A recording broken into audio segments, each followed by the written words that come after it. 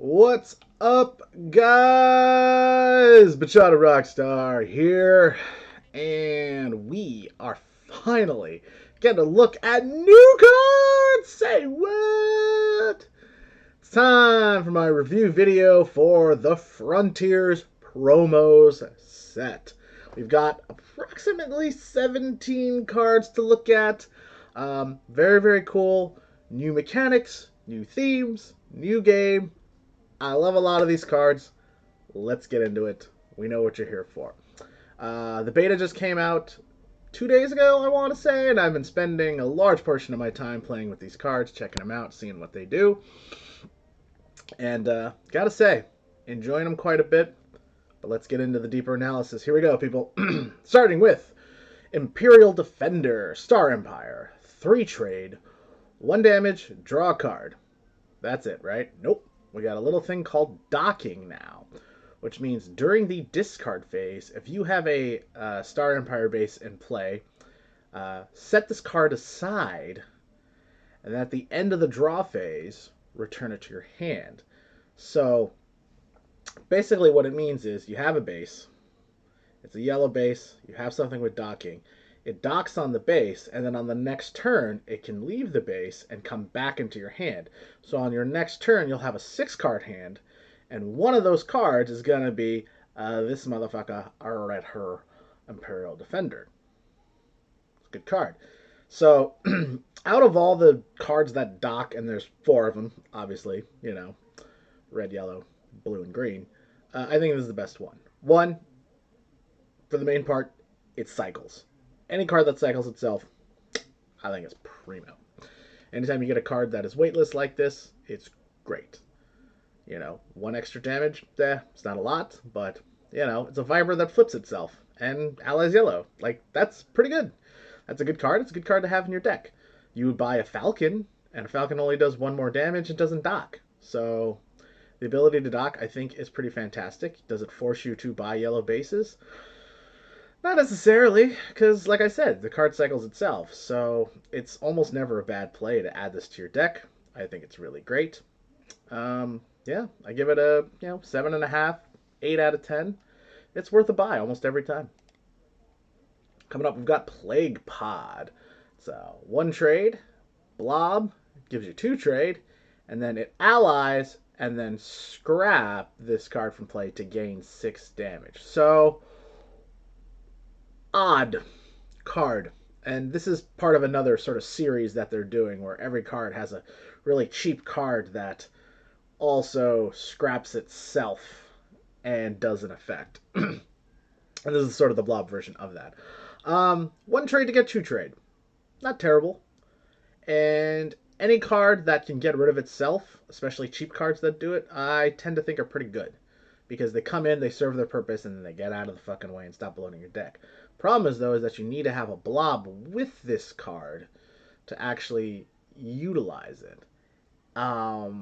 So what ends up happening is sometimes your deck gets bloated by this, sometimes it doesn't. So it's unreliable. And so in that instance, I feel like it's significantly worse than a card like, forget the name of it, the Imperial Pod.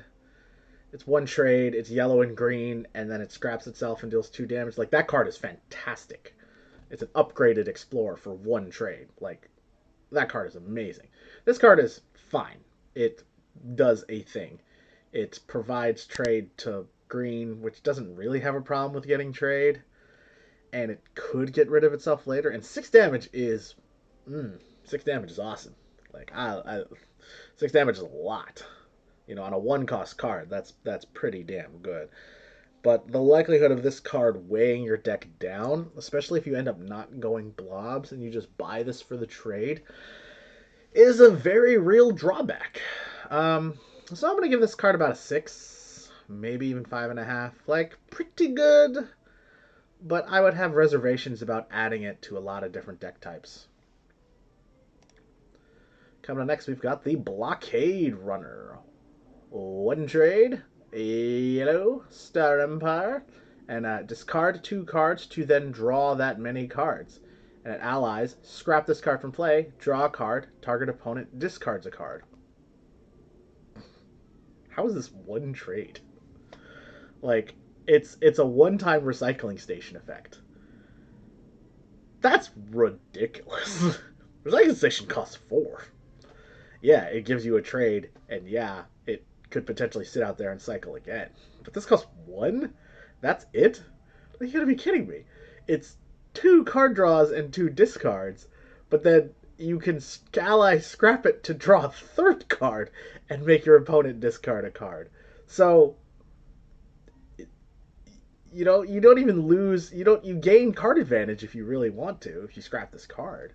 But if nothing else, it just gets you closer to cycling. Like, that's really, really good. This might be one of the best one drops in the game. I'm not gonna say the best, but wow, it's very, very easy 10. Easy 10. Is it better than some of the other, like the Imperial Falcon or the Cargo Launch? Like, Cargo Launch is an auto card draw, so maybe that's better, but this is 2 draws. You don't get card advantage, but 2 cards closer to cycling. Oh man, that's really good. That's really good. Recycling Station is really good for a reason. Yeah, this card's definitely a 10. I don't know if it's the best one drop in the game yet. I haven't done the legwork, but fantastic card. And we've got the Sentinel. 3 trade. Blob. 5 damage and blob docking. During the discard phase, if you have a blob base in play. Blob base. That's a little hard to say. Set this card aside, and at the end of your draw phase, return it to your hand. So this effect, I haven't really gone in depth into it yet, but it's similar to like Mobile Market, where like the Mobile Market, the card gets set aside and then it goes into your discard pile at the end of the turn, so you get the effect. This instance, you play the card, you deal the damage, and then if it has the base, the card gets set aside, and then you get it back when you draw. So it doesn't actually go into your discard pile. If any of you have played Magic the Gathering, it's effectively sent into exile, and then it comes back. So pretty neat. Pretty neat. Good to have. Look, 5 damage, nothing to snipe at. Blob ally, nothing to snipe at. Obviously it's worse than something like a Burrower that has the card draw, the ally card draw attached to it. But with a blob base, this effectively draws itself, so it's kind of like having card draw, kind of. So it's this is the problem with this. The problem with this card is the 3 cost, right? Because if you think about it this way, um, something like the Blob Kite, right? Like it's 5 damage, scraps to destroy base. Like excellent card, underrated very much card in my opinion. But that deals 5 damage and it has an upside. This is a 3 cost card that deals 5 damage and has an upside. But this upside is it potentially redraws itself, and having a 6th card is really good.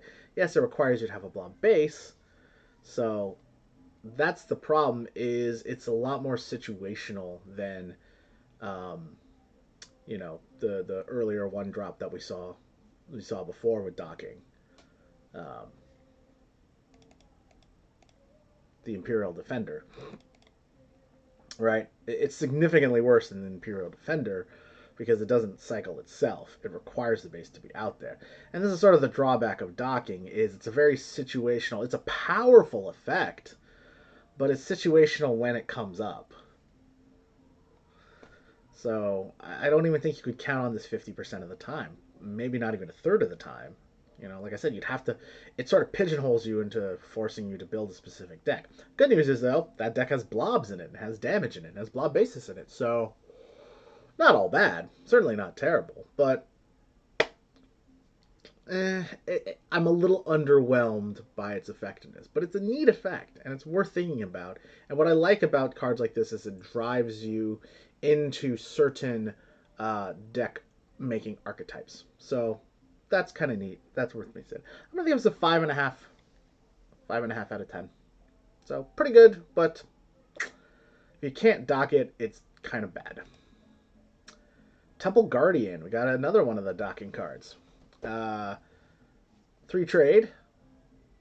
Machine Cult, i.e. red. 4 damage or 2 trade.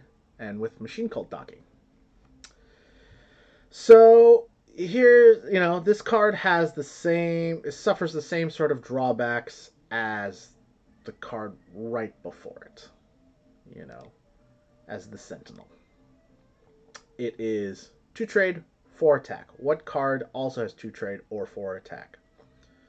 Your fuck, I'm drawing a blank on the name. Whatever. There's a red card that has 2 trade, 4 attack, and then it allies to scrap. Hand or discard pile. Missile something. Not Missile Bot. Whatever. I think it's like Machine Cult Cutter or something like that. I know, it's the red cutter. Whatever it is. Red cutter. You know what I'm talking about. So the problem is that, like, this is a 3-cost card. That's more expensive than a 2-cost card. But it does less than that card. It doesn't scrap at all. It just potentially could come back. And yes, you get trade or attack, which is nice, but it's a weighted card. It suffers a lot of problems as the Sentinel. It's just like, it's one of those cards where it's nice to have once or twice, but after its initial use, you'd probably rather just not be there. Unless you are building a very specific deck with very specific bases. And because this is Star Realms and not MTG, you don't always have the opportunity to do that. So, if this card's scrapped, be an easy 10. But because it doesn't scrap, it doesn't even ally scrap, it's kind of underwhelming. But it's a good sort of bridge card. It's a good card to kind of get you to bigger cards because it does have trade or attack. So its versatility is really nice. And that's the thing that I think makes this slightly better than the Sentinel and makes me want to give it like a 6.5 or a 6. The Colossus. A 9-cost card. What the fuck? 10 damage, and then choose a faction as you play the Colossus. The Colossus has that faction. Draw a card for each card of that faction you have in play, including the Colossus. Oh, wow. Well, it's a 9-drop, and it's a 9-drop for a reason. So obviously this card is fantastic. 10 damage on one card is a blob, or blob alpha. So that's already worth 6. So why would it cost 3 more trade? Oh, I know, because sometimes this card draws you 3, 4, 5, 6 cards. And you just go to town. This card is especially good with yellows, because yellows cycle themselves so much, and then you get 6 card draws and you draw your whole deck and you deal fucking 50 damage. This card ends games. In all the games I played, this card either finished them off immediately on that turn, or brought them down so low that they could not come back, and I killed them on a next turn. This card is a 2-turn max kill card. So, is it amazing? Oh, fuck yeah. Is it super powerful? Oh, fuck yeah. It's 9 trade. That's a lot. That's really hard to get. That's 4 2-cost trade cards and 1 scout. That's hard to do. That's a 3, a 3, and a 3. That's hard to do. It's incredibly hard to get 9. It's hard enough to get 8. It's really hard to get 9. You'd be surprised at how many points do you get 8 but not 9, and how many points you get 7 but not 9. It happens a lot. And so this card is actually really, really hard to get. And by the time you have enough trade to get it, you might have already lost. Because again, you have to buy it, you have to put it into your discard pile, and then you have to draw it. And if you have that much trade, you probably don't have that much card draw. which means it's going to take you 2, 3, 4 turns to actually draw this card. Now, when you do draw it, you might just win on the heels of that, but if you have enough trade to actually get this card, in all likelihood, your deck is kind of trade bloated, which makes it harder for you to actually utilize this card outside of its 10 damage, because you end up just drawing into a bunch of trade. So, with this card, you either have to be very attack oriented, and by then, this card just, you probably would have won the game either way, because you're just so heavy damage aggro, or you have to be really base heal oriented, and then this is the card that slowly but surely grinds them out. And I actually like that strategy a little bit more, just because it's really hard to get 9 trade, and really the only way you can do it is if you have a lot of healing and bases and trade, and you're like playing defensively until you get this card, and then this card turns the game around. So you have to play a very long game oriented strategy, and to be honest, long game oriented strategies are not as good as just playing aggro and killing your opponent most of the time. So still a very good card. I give it a 9 because it's 9 cost a card. It's just really expensive, and I think that 9 cost is actually quite prohibitive. Recycle Bot. 1 trade to buy. Red card, 1 trade. You may scrap a card in your hand, and then you can scrap this from play to scrap a card in your hand or discard pile. I think this is a fairly good card. It only scraps from hand. That kind of sucks, but I'd much rather it scrap from hand instead of discard pile. I think cards that scrap from hand are usually, not usually, I have found are more, there's more instances where you get to scrap than cards that scrap the discard pile. And the problem is, obviously you'd rather scrap a discard pile than the hand, because you're eliminating resources from this particular hand. But when you scrap from hand, you pretty much guarantee that you get to scrap.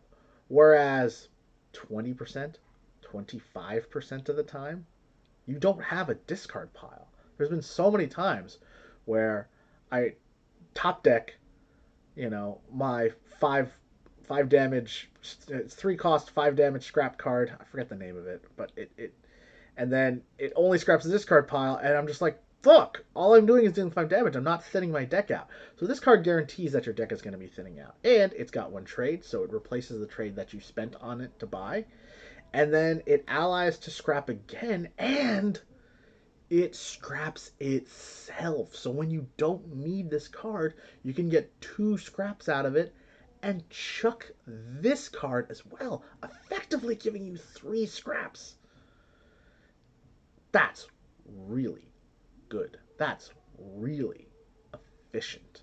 And it gives you a trade, so it doesn't even, it still does something in and of itself outside of the scrap. I think this card is fantastic. I think it's really, really good. And I'd say it's up there with the Blockade Runner. So this card gets a 9.5 out of 10. Very much.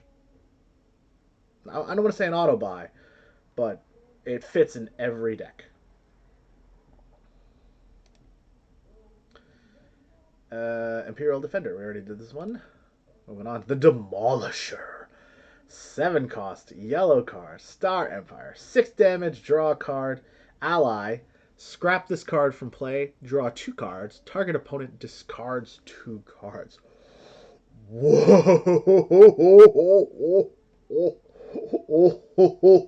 Solo Jabba Wookie Haga Hooga. Oh god. Turning into Jabba the Hutt looking at this card. Yeah, this card is bomb. This card is super good. 6 damage into card draw. 1. Fantastic. Fantastic. That is already worth 6 trade. 5 or 6 trade already. That's a flagship. That's slightly better. Not better. It's on par with a flagship, right? And the flagship's already 6. So why is this 7? Well, 1, it's yellow and it allies, but then it can draw 2 cards and make your opponent discard 2 cards. Like, what a finisher, right? Or what if you play it, it draws a card, and then you're like, shit, I need a couple more cards to get through all his bases, and You know, you can scrap this and then draw those cards that you need to get through his bases. Like, there's so many situations where this card is really, really good. Now, obviously, you need a yellow, right? And you do lose this card when you draw those two cards. But the thing is, you play that card, you draw some cards, you get enough damage, you're almost gonna beat them, but you're not quite. You toss this card, you draw two cards, and a lot of times those are the cards that put you over the top. The versatility of this card is amazing, and it cycles itself. It's weightless, it deals 6 damage, it allies yellow, it's great, and only costs 7. 7, like I said, is way easier to get than 8. This card you could conceivably get on turn 3, turn 4, you know, and then it just becomes your powerhouse. So many times I have bought like Mothership without any blobs, and it just kind of wins you the game. You know, it just, the damage and the card draw are insane. And then being able to get 2 more card draws and then 2 more discards. So let's say you actually don't get enough damage to kill your opponent. Well, he's down 2 cards, so he might not have enough to kill you now. So not only if it doesn't complete its job, it also makes it difficult for your opponent to complete his job. Really, really great card. Fantastic. 9 out of 10. I love this card. You know, no. 10 out of 10. 10 out of 10. No equivocating. 10 out of 10. Spawning Worm. 7 damage. Blob Ship. 8 damage. You may destroy target base. Scrap ally to scrap this card from play and gain 8 more attack. I am a tad bit underwhelmed by this card. I'll explain. Moonworm is a damage draw card. And then allies to put a 2-drop into your hand. Yes, this ally is for 16 damage. Yes, you do have to scrap the card, but hopefully by then it doesn't matter. And it does destroy a base. So this card is a finisher, right?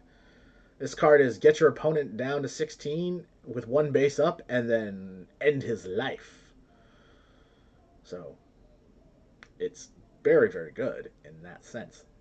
The problem is it's weighted and it's not very good on its own. It's still quite good. I mean, it's still 8 damage. It's still a base destruction. So it can only be so bad. It's, you know, it's never going to be less than an 8, right? It's very, very good. You know, it's still, just by itself, it's a little bit of an upgrade over the Blob Alpha, right? It's 2 less damage, but it has base destruction. So effectively, it's doing 14. You know, and if it does an extra 8 damage, effectively, it's doing, you know, 22. Right? If your opponent has 16 life and a base up, this one card with another blob card will effectively kill it. So that, I mean, that's really good. But I'm only going to give it an 8. The fact that it's weighted really hurts this card if it's on its own, and makes it a card that you may decide not to buy because of that.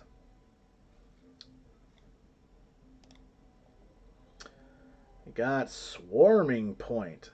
5 trade Blob Base. Again, not an outpost. I don't think there's any true blob outposts. But it's really good. 3 damage. Allies for 3 damage. Double allies for 3 more damage. So potentially 9 damage. Cards like this, you always want to think best case scenario, worst case scenario. Best case scenario, right? You have 3 blobs. You're dealing 9 damage. This combos really well with the Swarm Cluster. You know, this in Swarm Cluster, and you're dealing, 16 damage just with the 2 of them?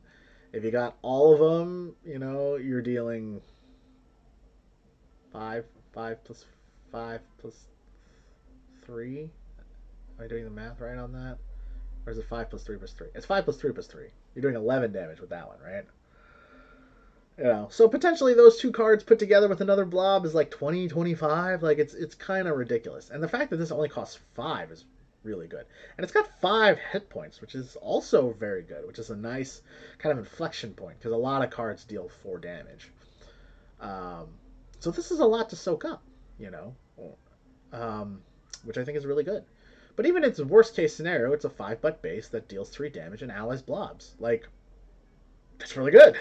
Like, that's worth 5, of course. It's easily worth 5, you know, and its potential upside is very good.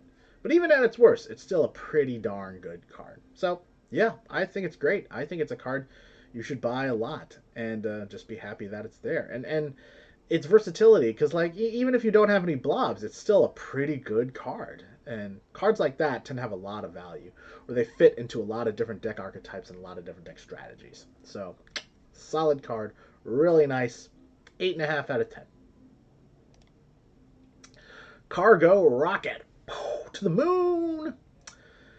One trade. Trade Federation. 3 healing. 2 attack. 1 trade. And then allies to scrap this card from play. Put the next ship you acquire this turn on top of your deck. Bellissimo.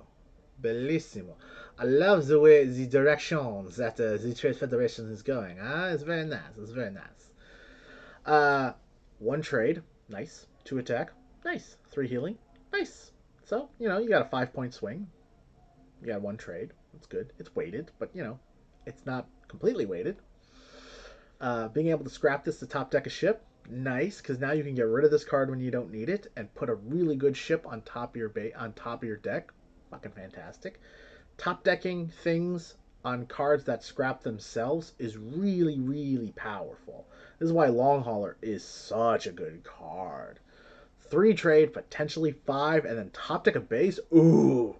And then just whoop. Half the time you put that base into your hand, not half the time, but like a third of the time you get to put that base in your hand after you draw it again. Like, that's really good. This card is very powerful. It scraps itself. It gives you trade. It gives you damage. It gives you healing. And a lot of times you'll get, this does so many good things that it's just a nice addition to your deck, especially on turn 1 or turn 2.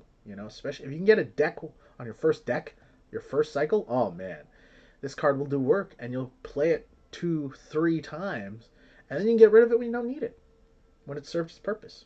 I love cards like this. I think they're underrated. Cards that can scrap themselves are very underrated. I think this card is fantastic. I give it an 8.5 out of 10. Trade Envoy. Ooh, 7 cost card. Trade Federation. 3 trade. 5 healing. Draw a card. Scrap this card from play.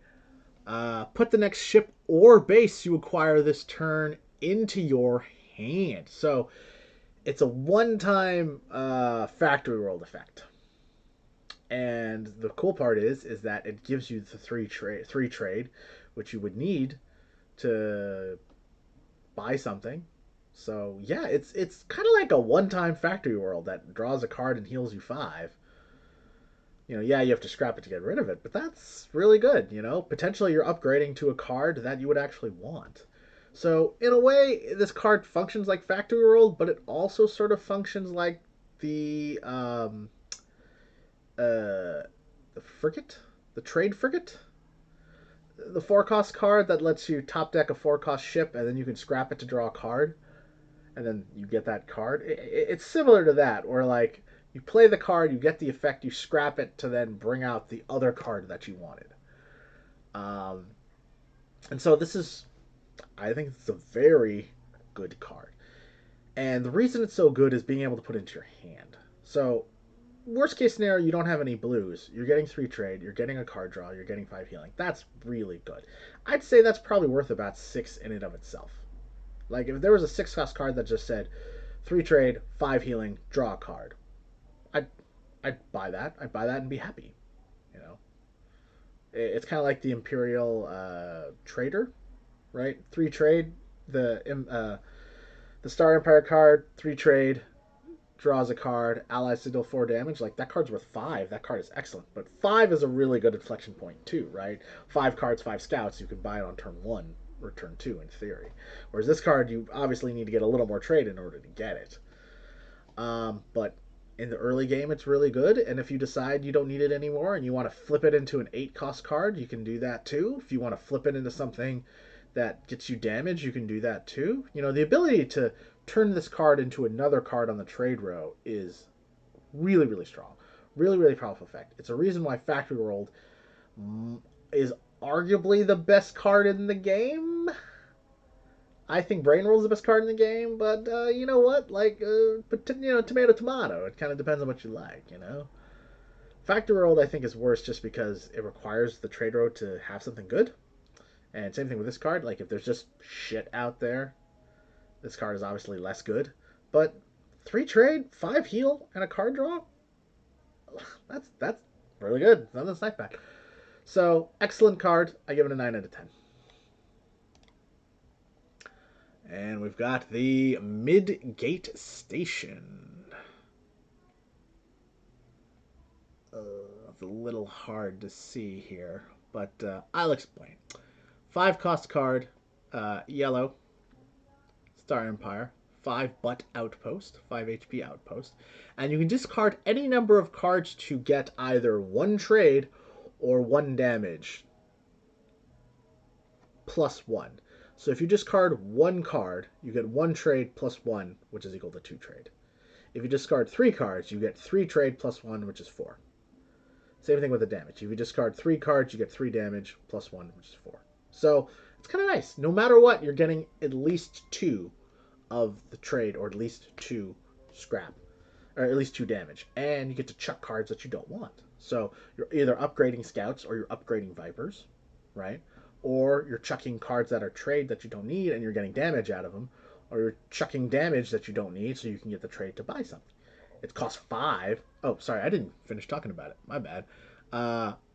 Target opponent discards a card if you ally yellow once. Draw a card if you ally yellow twice. Ooh, that's really good. We've seen a lot of really nice, cheap one-drop yellows, so that would fucking set this card off. If you have a nice yellow deck going, this card is an engine, and it's fantastic. And it allows you to get rid of all those stupid fucking scouts that you don't need and turn them into damage, and allows you to get rid of those damn vipers that you don't need and turn them into trade. Like, it's a really good card. This card is excellent and is very has a similar function to the Warpgate Cruiser. You know, that allows the 6 cost card that you can discard as many cards as you want to get 2 damage for each card, and then it draws a card and allies to draw a card. It's a similar function, but this is an outpost. It blocks for you. It can do damage if you want. It can do trade if you want. It can get a discard. It can draw a card. So it has a lot of potential, but even at its worst case scenario, it still blocks for you and still upgrades your trade and or upgrades your attack, whichever one you want. So this versatility is really nice. It does a lot of different functions and fits into a lot of different decks. I think this card is really, really good and is probably going to be underrated. I think this card is a 9.5 out of 10. It's an almost auto buy in a lot of situations, but it fits a lot of decks too. Freight Raft. Here's the last docking card, the Trade Federation docking card. 2 trade, 4 heal, and has docking. Blue base. You get the card back on the next turn. It's good. It's really good. 3 trade to get 2 trade and 4 healing is actually really good. It's a nice card to build towards bigger cards. If you're lucky enough to have a Trade Federation base out there, you get this card again, you get this effect again, and it's a dual effect, which is really nice. It gives you 2 things, trade and healing, which is really nice. I think it's better. I think it's certainly much better than the red one that gives you 2 trade or 4 attack. Like, having to make that choice is good for versatility, but it sucks because you have to make the choice. Whereas this one, you just get both. You know, it allies blue, and blue wants to do trade and healing. So, yeah, I think it's really good, and it fits a trade healing strategy really, really well. But I think it fits most decks. Now, again, it's weighted, and if you're not making a blue deck, it has some merit, but it has less merit, and might become a candidate for scrapping later on. But I think this card fits into most decks a little bit better. And maintains its 3 cost value more than the Sentinel and more than the red one does. So I think it's quite good. 8.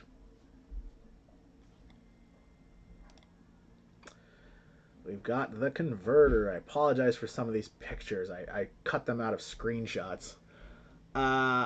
Whenever you scrap a card from your hand or discard pile, gain 2 allies to scrap a card, double allies to scrap a card from your discard pile. So this card is weird. This card reminds me of food from a country that I've never had food from before. And then when you eat it, you're just like, I'm not sure if this is good or not because I don't have frame of reference. You know, like if you eat a rattlesnake or something, you're like, ah, it tastes like chicken. And you're like, okay, that's pretty good. Like I have a frame of reference. But sometimes you'll eat foods from a country and you just be like, I've never had this before. Like have you ever had scorpion or durian or jackfruit or things that are just like so foreign to the American palate where you're just like, I don't know if this is good or not. You know, because let's face it, it does not scrap itself. It is not a scrapper. It's a 6 button base that is red. So all of the value of this, not all the value, but the vast majority of the value of this card is in its allied ability. So if you don't have reds, this card kinda sucks and is not really worth the 5. But if you do have red, or if you can get red later, this card is really good. Because then you can double scrap, sometimes triple scrap. And then your deck becomes very, very efficient right away. But you have to have been able to have acquired a scrapper before then. So this card is really dependent upon what's in your deck and what you can potentially get from your deck. If you don't have reds, this card is hot garbage. If you have even 1 red, this card is fantastic. So, all in all, you want to think about all the different scenarios when you're rating a card. So, I'm going to give this card a 7 because it sucks in one version and it's really good in another version. So, it's about it's an okay card. It's not it's not an average card. It's not a 5, but it's pretty good. It's good, but I'd be hesitant to buy it in a lot of situations. And I think this is the last card. We've got Acer 4. 5 trade. Trade Federation. Automatic 5 heal. 5 button non-outpost. Allies to get 2 trade. Allies to draw a card.